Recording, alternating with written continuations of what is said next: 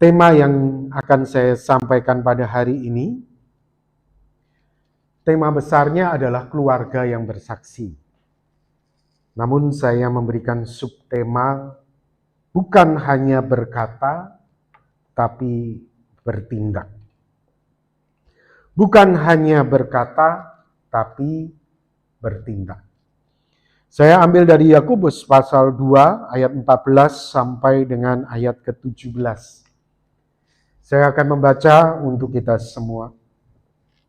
Apakah gunanya, saudara-saudaraku, jika seorang mengatakan bahwa ia mempunyai iman, padahal ia tidak mempunyai perbuatan? Dapatkah iman itu menyelamatkan dia? Jika seorang saudara atau saudari tidak mempunyai pakaian dan kekurangan makanan sehari-hari, dan seorang dari antara kamu berkata, "Selamat jalan, kenakanlah kain panas dan makanlah sampai kenyang," tetapi tidak memberikan kepadanya apa yang perlu bagi tubuhnya, apakah gunanya itu? Demikian juga halnya dengan iman. Jika iman tidak disertai perbuatan, maka iman itu pada hakikatnya adalah mati. Bapak, Ibu, Saudara yang dikasihi oleh Tuhan, berbicara tentang kesaksian, itu tentu tidak lepas dari perkataan. Dan saya katakan, jika perkataan tidak disertai dengan perbuatan, maka pada hakikatnya perkataan itu adalah mati. Ketika kita berusaha untuk bersaksi, satu hal yang pasti kita tekankan, Tuhan itu baik. Tuhan itu penuh kasih. Tuhan mati di atas kayu salib, menebus dosa-dosa kita, dan kemudian kita mengakhiri dengan mengatakan, percayakah saudara? Saudara, sebuah kesaksian melalui perkataan itu baik. Namun jika kesaksian kita yang baik ini tidak disertai dengan perbuatan, artinya kesaksian kita baik, tapi perbuatan kita ini tidak mencerminkan Kristus. Tidak mencerminkan Alkitab. Tidak sinkron, tidak pas, saudara.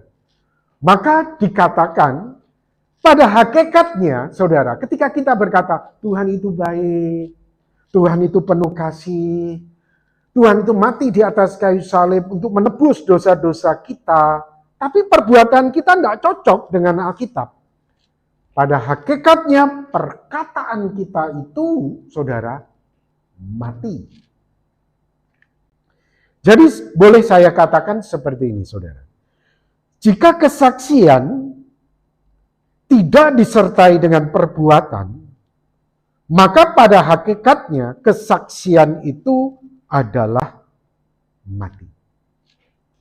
Yang kita butuhkan sebagai orang Kristen, sebagai keluarga yang bersaksi, itu Bapak, Ibu, Saudara, masing-masing kita itu yang kita butuhkan adalah kesaksian yang hidup, bukan kesaksian yang mati.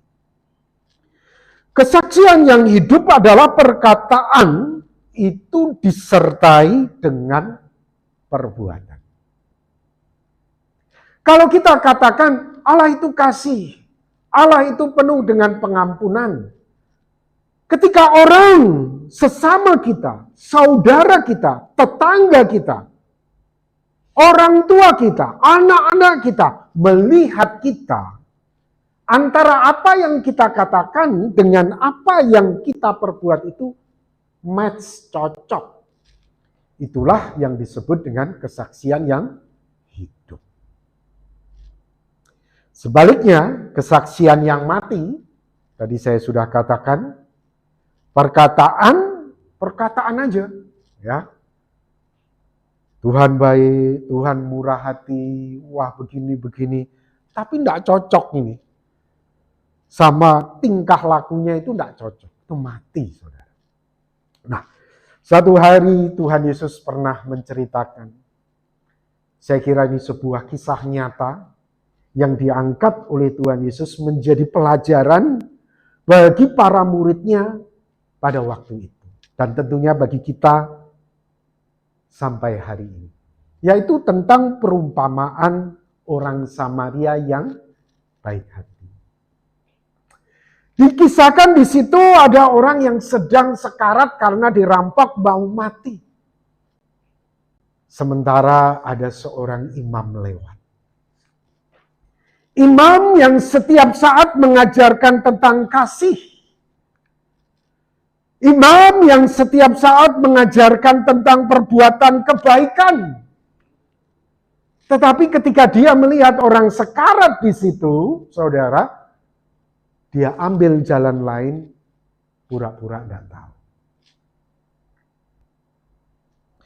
Kemudian yang kedua, lewatlah Lewi. Lewi ini sama dengan imam. Orang yang melayani di rumah Tuhan. Ya. Kalau mungkin hari ini ya saudara, wow, jadi aktif dalam pelayanan gerejawi. Tapi ketika melihat orang ada di dalam kesusahan, apa yang dikatakan oleh Lewi ini tidak cocok dengan perbuatannya. Ketika dia lihat orang itu butuh pertolongan, butuh bantuan, dia lewat jalan lain, dia menghindar, dia tidak melakukan apa-apa. Saudara, ini hanya berkata, tidak bertindak.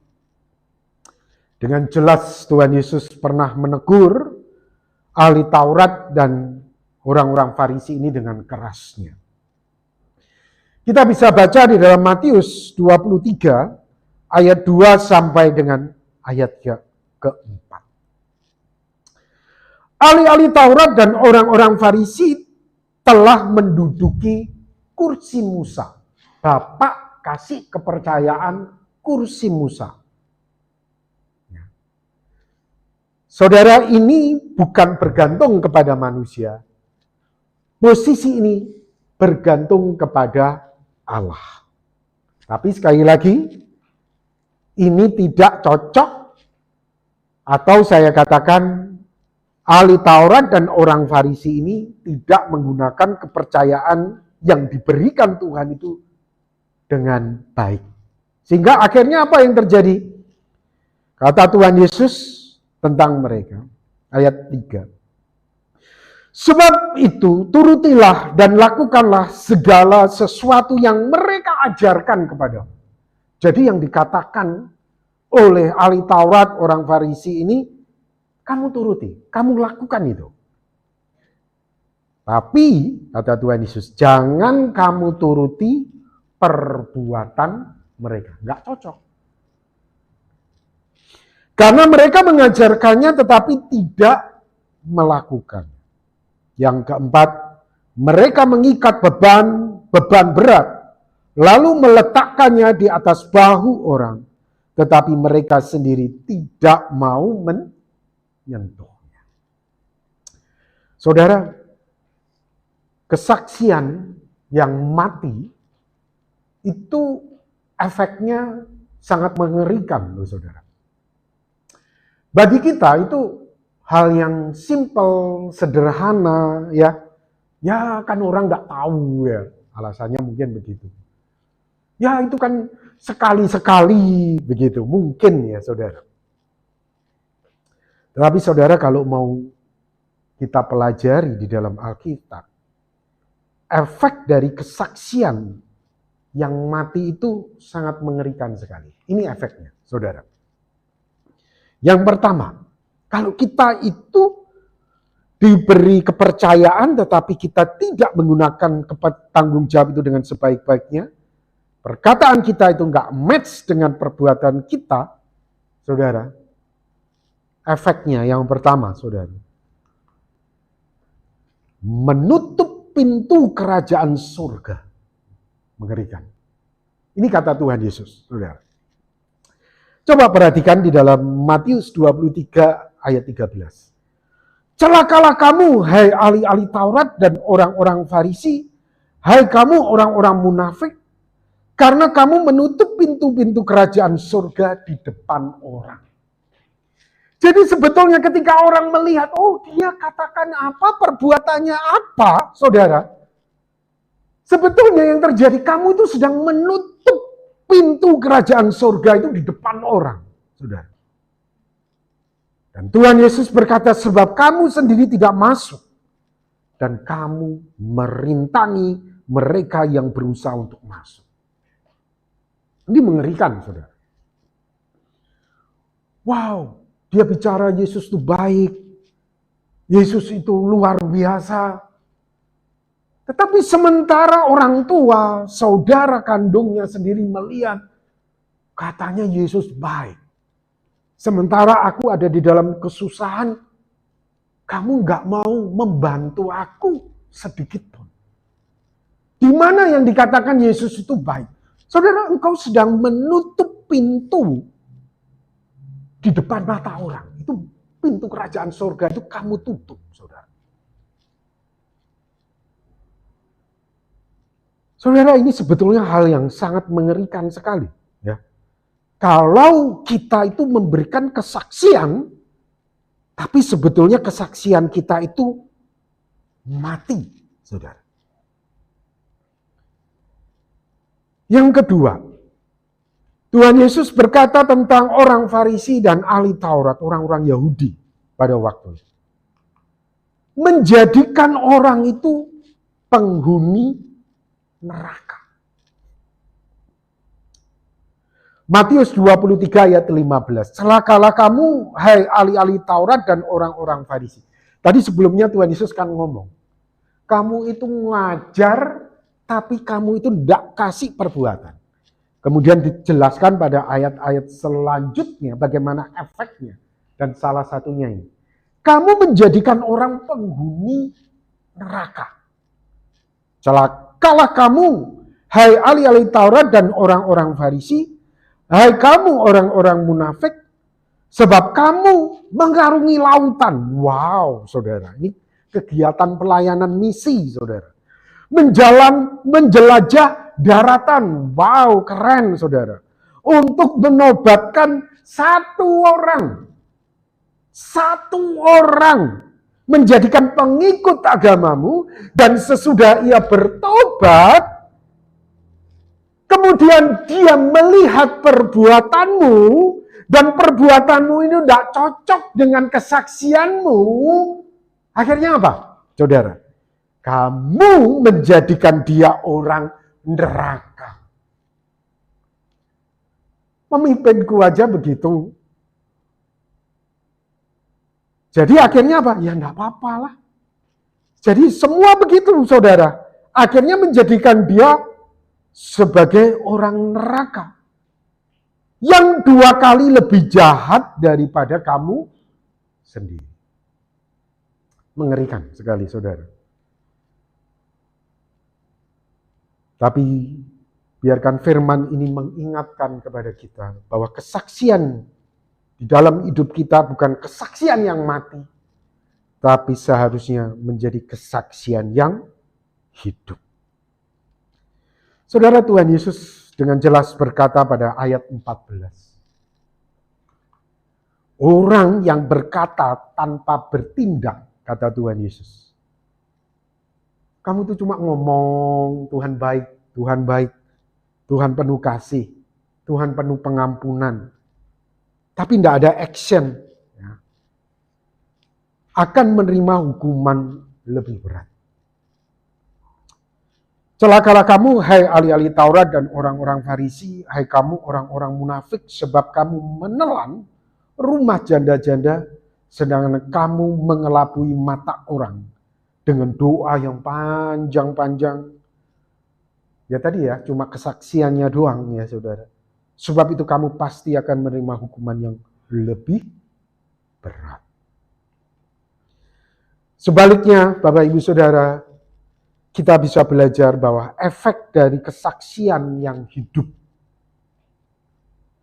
ketika apa yang kita katakan itu cocok dengan perbuatan kita, kita itu seperti membuka pintu kerajaan surga itu di depan orang. Oh gitu ya, cocok ya. Kita itu buka pintu yang tadinya orang itu tertutup. Yesus baik, semua juga orang baik. Tokoh-tokoh orang suci juga semua orang baik, gitu ya. Tapi begitu dia melihat perbuatanmu itu cocok, wah, dia berpikir kayaknya kebaikan Yesus itu lebih deh daripada tokoh-tokoh yang lain. Kalau lihat dia saja rela melakukan itu, saudara, yang tadi tertutup itu jadi terbuka, saudara, karena lihat kamu. Yang kedua, menjadikan orang tersebut sebagai penghuni surga. Saudara, Paulus dengan Lukasnya dia menyatakan, saudara-saudaraku, ikutilah teladanku. Dan perhatikanlah mereka yang hidup sama seperti kami, yang telah menjadi teladan. Saudara, penting sekali kita memberikan kesaksian itu, apa yang kita katakan itu match dengan perbuatan kita. Kita sekarang akan mencoba untuk mengenali karakteristik orang yang hanya berkata tapi tidak ada tindakan. Yang pertama, saudara, karakteristik orang yang cuma berkata tanpa tindakan itu, Tuhan Yesus berkata, orangnya seperti ini, saudara. Suka atau ahli dalam membenarkan diri di hadapan orang. Dia tahu dia posisi salah. Tapi dia bisa berargumentasi untuk seolah-olah dia jadi betul. Tapi di depan orang aja, saudara. Nah, ini kata Tuhan Yesus tentang ahli Farisi dan ahli Taurat. Lukas 16 ayat 15. Kamu membenarkan diri di hadapan orang. Sebab apa yang tetapi Allah mengetahui hati. Sebab apa yang dikagumi manusia dibenci oleh Allah. Saudara, Tuhan itu tahu. Ya, Tuhan itu tahu semuanya.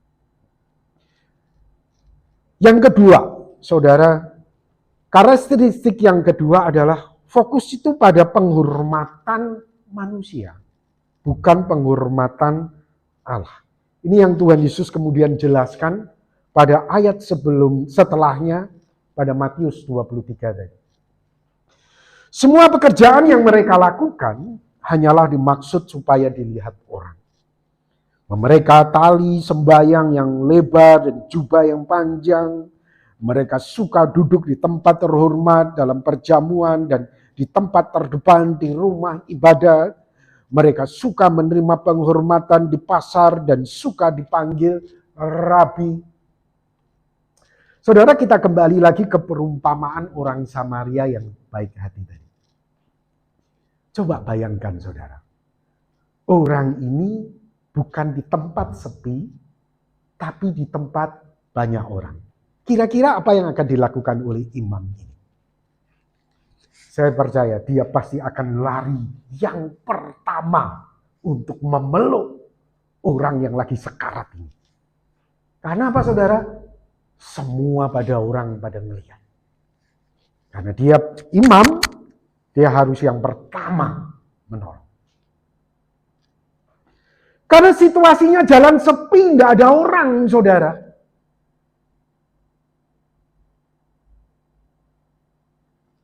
Saya percaya imam dan orang Lewi itu akan yang pertama memeluk, membalutnya, mengangkatnya, meletakkannya di hotel, keluar uangnya untuk merawat orang itu. Kenapa, saudara?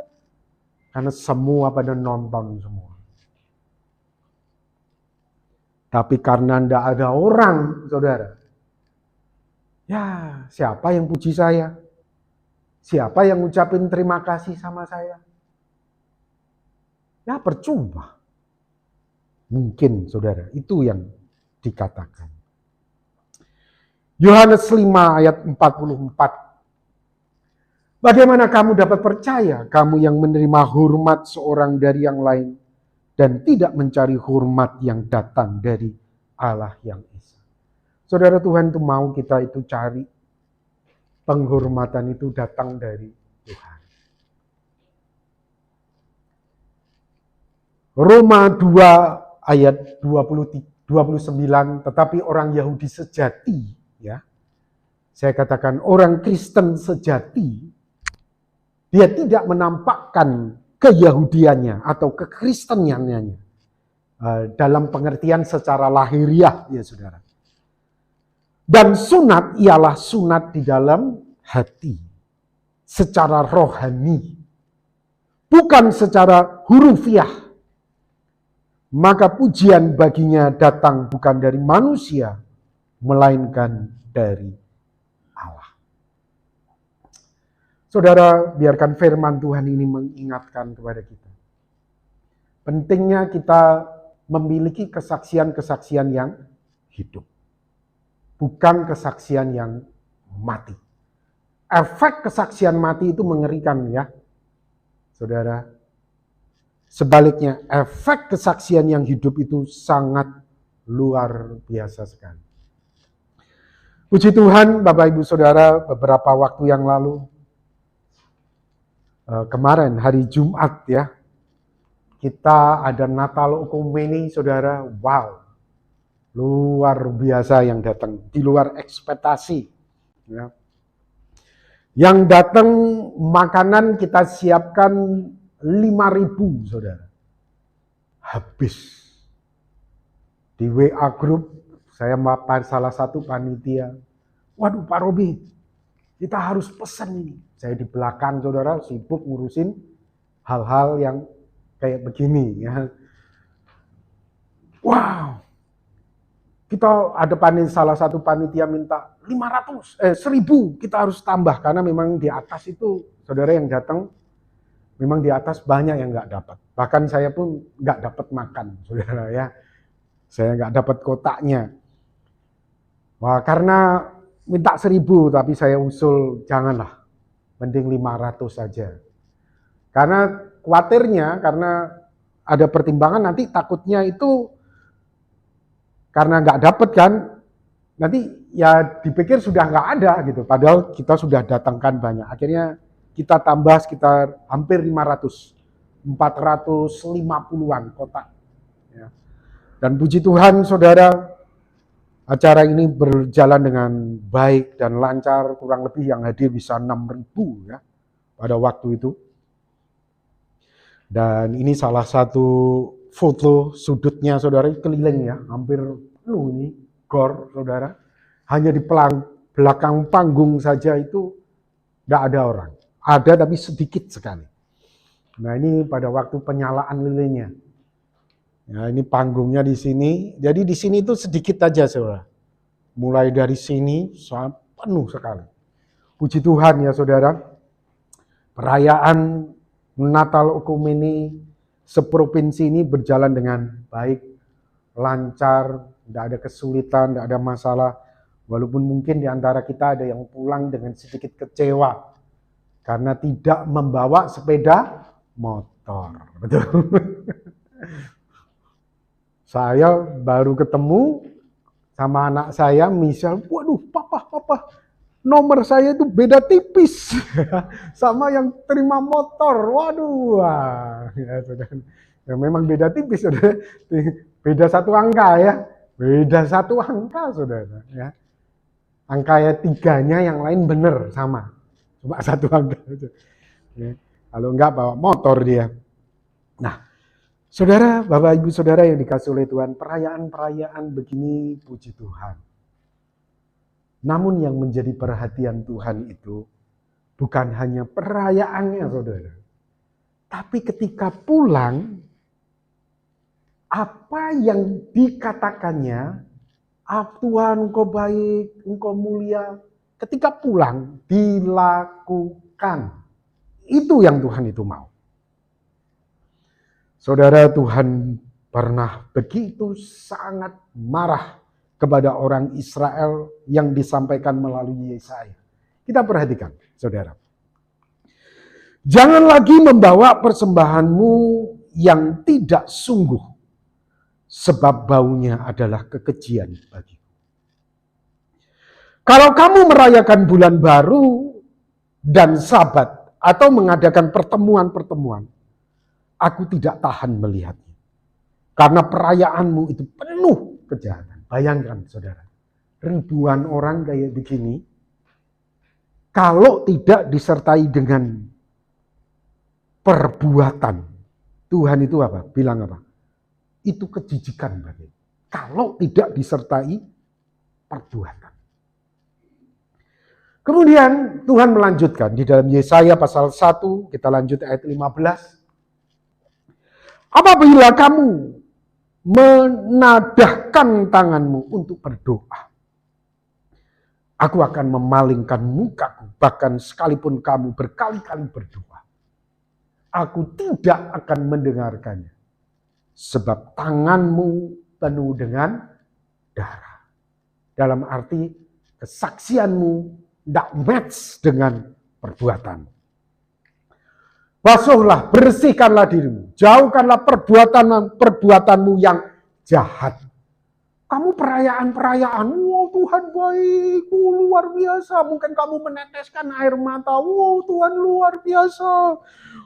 Keren. Saudara, memang suara Ruth Sahanaya, Syed Mohede sangat keren sekali ya saudara ya. Bahkan teman Michelle berkata ketika Sydney mulai menyanyi, wow, lip sync ini, karena suaranya kok sama yang kayak di YouTube begitu ya. Tapi begitu Sydney ya dia ngomong, teman Michelle bilang, oh ternyata bukan lip sync ya.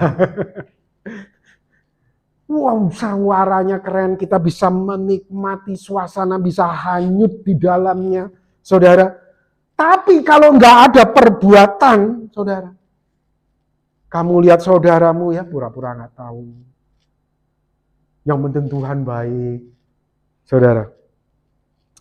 Tuhan berkata, basuh, bersihkanlah dirimu, jauhkanlah perbuatan-perbuatanmu yang jahat.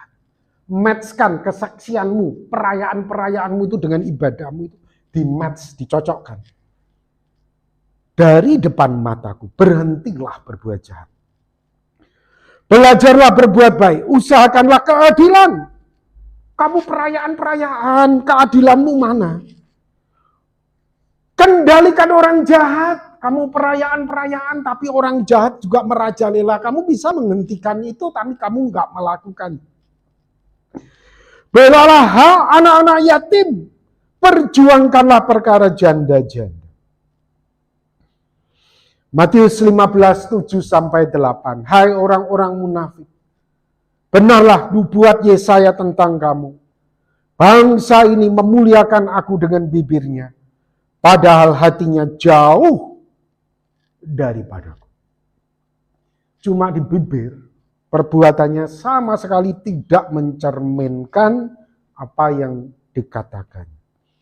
Sekali lagi, Bapak Ibu Saudara, tema kita hari ini adalah keluarga yang bersaksi. Kita pulang, kita bukan hanya berkata, tapi kita belajar untuk bertindak. Amin. Mari kita akan berdoa bersama-sama.